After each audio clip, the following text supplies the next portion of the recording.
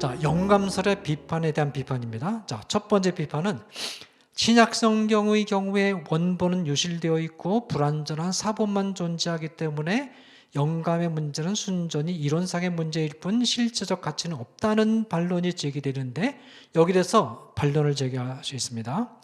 사본의 불완전성을 지나치게 과장해서는 안 됩니다. 사본 필사자들은 정확하고 신실한 태도로 필사를 했고, 물론 그래도 이제 실수가 있을 수 있죠. 헬라어 사본 4,000개, 벌겟 사본 6,000개, 라틴어 역본 1,000개 정도면 사본 비교 연구를 통해서 원본을 알아내는 것은 충분히 가능합니다. 여러분, 이 정도 숫자가 있는데 원본 모르겠어요? 그건 말이 안 됩니다. 100개만 있어도 원본 충분히 추측될 수 있습니다. 1,000개의 문구 가운데 999개가 일치하고 1개가 다르면 999개가 원본임은 확실하죠. 부정확하게 필사된 부분이 있다 해도 중요한 성경 본문의 의미를 중대하게 변경시킬 만큼 큰 것은 아닙니다. 두 번째, 강에 다리가 있는데 물이 불어나 발목만큼 잠겨서 다리가 보이지 않게 됐습니다. 이때 사람들은 다리를 주저없이 건넙니다. 왜 그럽니까? 물 밑에 다리가 확실히 있다는 믿음이 있기 때문에.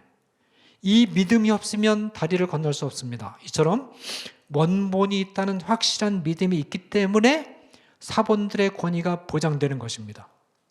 원본이 있다는, 영감된 원본이 있다는 믿음이 없어지면 사본들과 번역본들의 권위는 일거에 무너지고 맙니다. 자, 그 다음에 영감설에 대한 두 번째 비판입니다. 성경에는 현대 과학의 설명과 맞지 않는 내용이 많다. 반론은 뭐냐 하면, 성경은 현대 과학의 방법론인 인과론적인 방법으로 사태를 기술한 책이 아니라 현상적으로 기술한 책, 곧 눈에 보이는 대로 정직하게 기록한 책입니다. 인과론적인 기술만이 진리가 아니고 눈에 보이는 대로 정직하게 기술한 것도 진리입니다. 예를 들어서 욥기 37장 18절에 하늘의 모습을 눈에 보이는 대로 구름장을 두들겨 넓게 만들어 녹여 부어 만든 거울이라고 묘사를 하고 있죠. 눈에 보이는 대로 정직하게 묘사한 겁니다. 또 시편 113편 3절에 해의 움직임을 자전과 공전이 아닌 해 돋는 데서부터 해 지는 데까지로 묘사합니다. 오늘도 기상캐스터가 자전공전 얘기하면서 기상 예보합니까? 해 뜨는 시각, 해 지는 시각 얘기하죠. 그걸 가리켜서 우리가 진리가 아니다, 그렇게 말하지 않지 않습니까? 세 번째 비판은 성경에는 도덕적으로 문란한 얘기가 그대로 기록되어 있다. 첫 번째 반론은 뭐냐면, 일부 다처, 이혼, 노예제도 등이 하나님의 백성들 사이에서도 그대로 나타나고 있거나 명시적인 바대가 없는 것은 하나님의 백성들도 부패하고 타락해서 이방의 관습을 완전히 벗어나지 못했음을 보여주는 사례로서 따라야 될 모범이 아닌 타산지석으로 읽어야 됩니다. 여러분, 성경은 굉장히 냉정한 책입니다. 사도 베드로, 위대한 사도 아닙니까? 결점이 그대로 기록되어 있어요. 그래가지고 뭐냐면, 사도 베드로 생각하면 예수님 3번 부인한 사람, 구라파에 가면, 요로에 가면 예배당 위에 말하자면 당 모양이 이렇게 새겨져 있습니다. 무슨 뜻입니까? 여러분, 베드로가 예수님을 배반하고 가슴을 치면서 세 번이나 회개하면서 울었던 것을 기억하라, 그거예요. 베드로는 그냥 한번 말 잘못했다가 종말이 날까지 예수님을 배반한 사람으로 기록되도록, 그렇게 성경이 그 부분을, 그건 살짝 뺐으면 얼마나 은혜롭습니까? 성경은 냉정하게 기록했어요. 노아, 얼마나 위대한 사람입니까? 그렇지만 술 먹고 실수한 거 그대로 기록했죠. 다윗, 하나님의 마음에 합한 사람이라는 평가를 추정적으로 받았지만 우리아의 아내 밧세바 빼앗은 거 냉정하게 기록했어요. 그죠? 성경은 굉장히 냉정한 책입니다. 그렇기 때문에 성경이 전기가 아니에요. 그죠? 이런 건 타산지석이지 우리가 본받을 모범이 아닙니다. 하나님의 백성도 이렇게 타락할 수 있다. 세상에서 사는 동안 우리에게 경각심을 주는 기록입니다. 행위 계시는 말씀 계시의 비단에서 비판적으로 평가되어야 됩니다. 하나님은 하나님의 백성들이 마음이 완고해서 온전한 도덕적 교훈을 받아들일 수 없는 지경이 되었기 때문에 묵인하신 것일 뿐 정당화하신 것은 아닙니다. 묵인한다는 것과 한다는 것은 죄임을 전제하는 것이죠. 왜 그러면 하나님께서 아브라함이라든지 이런 족장들이 일부 다처를 하는 것을 용인했느냐? 그 당시 그 하나님의 백성들이라도 그걸 아무리 얘기해도 알아듣지 못하는 거예요. 그만큼 마음이 조금 미혹이 좀 된 겁니다. 그러니까 그냥 묵인해 주신 거예요. 그게 잘했다는 뜻이 아니고, 그죠? 이렇게 해석이 필요한 겁니다. 그런 부분은. 그 다음에 신약 저자들의 구약 인용이 정확하지 않기 때문에 영감설에 문제가 있다. 반론입니다.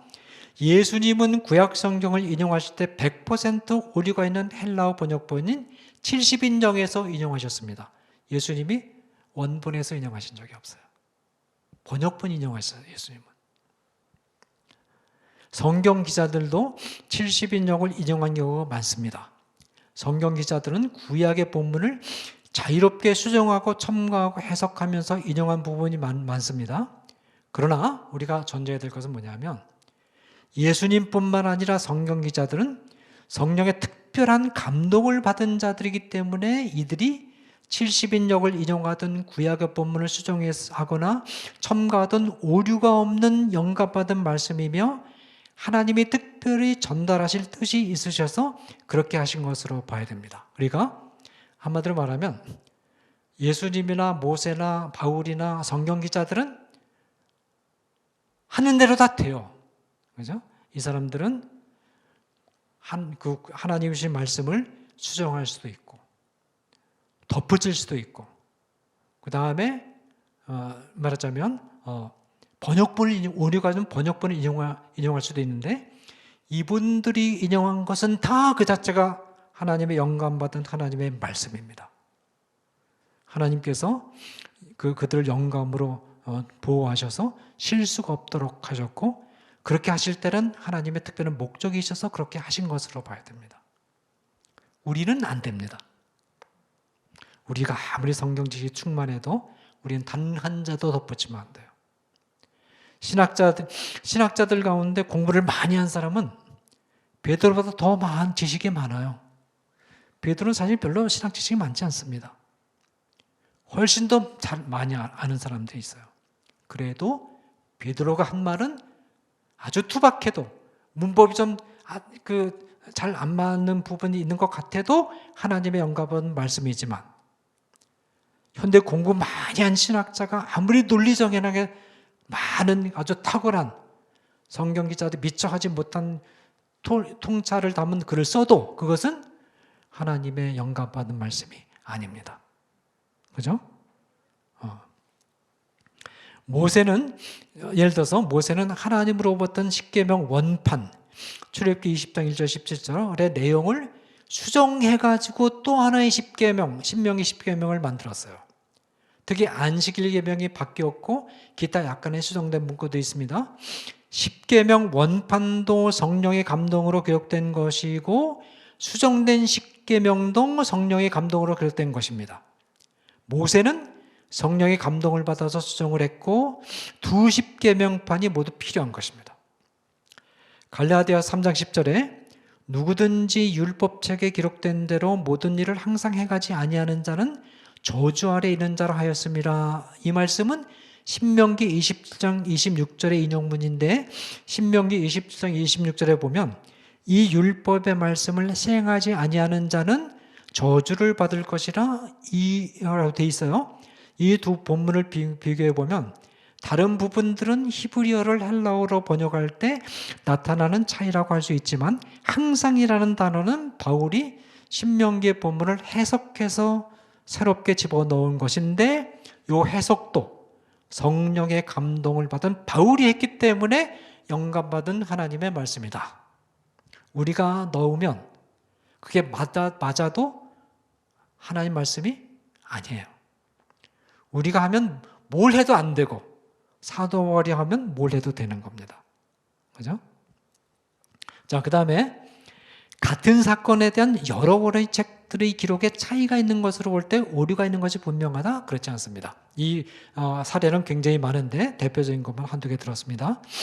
같은 사건에 대한 다른 기록의 경우 민수기 25장 9절에 보면 연병으로 죽은 숫자가 2만 4천 명으로 되어 있는 반면에 고린도전서에는 10장 8절에 2만 3천 명으로 되어 있어서 두 본문의 기록이 틀려요. 그렇지만 고린도전서는 연병 발생 초기에 죽은 사람들의 숫자이고 민수기는 연병이 끝났을 때의 죽은 사람들의 총수다. 이런 식으로 해서 모순되는 것처럼 보이는 본문들은 다 해결이 가능합니다. 마가복음 5장 1절에 예수님이 거라사인의 지방에 들어가신 것으로 기록되어 있는 반면에 마태복음 8장 28절에는 예수님이 가다라에 들어가신 것으로 기록되어서 차이가 나죠. 그러나 이건 문제가 아닙니다. 왜냐하면 가다라는 넓은 지명이고 거라사는 가다라 안에 있는 작은 마을이니까 어떤 표현이라도 상관이 없어요. 예수님이 십자가에 달리셨을 때 명패에 쓴 문구가 복음서들마다 다릅니다. 마태복음에는 유대인의 왕 예수, 마가복음과 누가복음에는 유대인의 왕, 요한복음에는 나사렛 예수 유대인의 왕 그렇게 되어 있는데 명패는 원래 히브리어, 헬라어, 라틴어 세 언어로 세 개의 이름이 기록되어 있었는데 이 기록자가 세 가지 명칭 가운데 한 가지를 자유롭게 선택해서 기록한 것이다. 그렇게 보면 해결이 됩니다.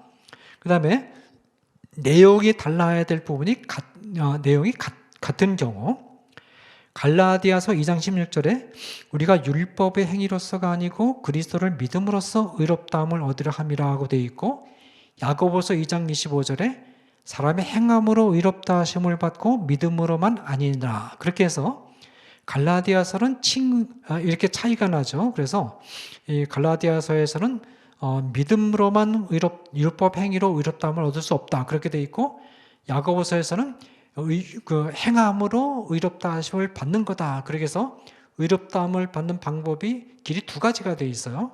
갈라디아서 야고보서가 마치 다른 것처럼 되어 있단 말입니다.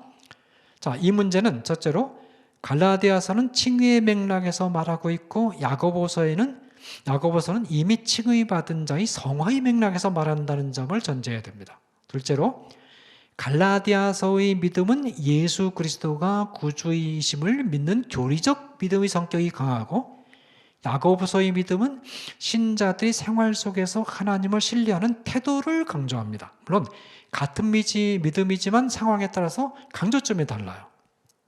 셋째로 갈라디아서는 불신자가 예수 그리스도를 구주로 영접하고 하나님의 자녀가 된 시초의 사건으로서의 칭의를 말하고 있고 야고보서는 신자가 생활 속에서 행한 특정한 행위 하나하나에 대해서 하나님이 의롭다고 평가해 주시는 것을 말합니다. 그죠? 우리가 세상에서 살다 보면 어떤 사안에 대해서 이렇게 행동했는데 하나님께서 너 참 잘했구나. 믿음으로 의롭게 행동을 잘했구나. 그렇게 평가해 주시지 않겠어요? 그런 평가의 맥락에서 야고보서는 말하자면 행함으로 의롭다함을 받는다. 그렇게 말하고 있다는 겁니다. 반면에 갈라디아서는 우리가 처음 예수 믿을 때 예수 그리스도를 믿고 하나님의 백성이 될 때는 오직 믿음으로 값없이 은혜로 행함이 전혀 개입되지 않고 하나님의 백성이 된다라는 맥락에서 말하고 있다는 거. 그러니까 갈라디아서와 야고보서는 같은 주제에 대해서 다른 말을 하면 서로 충돌을 일으키는데 그게 아니고 서로 영역이 달라요. 그러니까 두 개를 합하면 크리스천 라이프가 되는 겁니다. 우리는 예수 그리스도를 구주로 영접할 때 오직 믿음으로 나의 율법 행한 공로를 전혀 고려하지 않고 예수 그리스도의 십자가상의 대속의 공로에 의해서만 하나님의 백성이 되고 구원받은 자녀가 됐다. 구원받은 뒤에는 이제 구원받은 자녀로서 하나님의 율법을 기억하고 율법을 행하는 삶을 끊임없이 살아야 되고 그런 삶을 살아갈 때도 믿음으로 살아야 되겠죠. 하나님을 신뢰하는 믿음으로 살면서 그런 행동 하나하나에 대해서 하나님께서 넌 의롭구나. 믿음 안에서는 의롭게 행동했구나. 너 그렇게 행동하면 되겠니? 넌 불의한 행동을 하는 게 아니냐. 그렇게 하나님께서 판단해 주신다는 겁니다. 그렇게 연결하면 크리스찬 라이프가 완결이 된다라는 것입니다. 네, 좀 시간이 갔는데 오늘 이렇게 해서 기독교 윤리학 서론 사실은 한 학기 동안 공부할 것을 여러분들이 한 2시간 반 정도에 이제 마스터를 하신 것입니다. 그죠? 네.